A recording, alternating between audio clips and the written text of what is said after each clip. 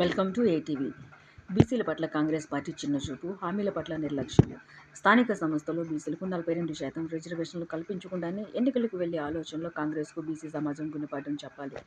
బడ్జెట్లో బీసీలకు తీవ్ర అన్యాయం. 50 కోట్ల నిధులు అవసరమైతే 92 కోట్లు కేటాయించి చేతులు దులుపుతుంది.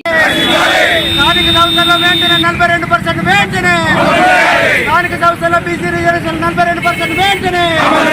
వద్దురా నాయన, వద్దురా నాయన, బీసీల ఐక్యత, బీసీల ఐక్యత, బీసీలపై రాష్ట్ర ప్రభుత్వ నిర్లక్ష్య వైఖరి, బీసీలపై రాష్ట్ర ప్రభుత్వ నిర్లక్ష్య వైఖరి.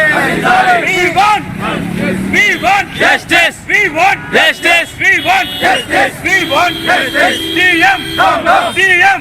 For watching. For more updates, subscribe to my channel.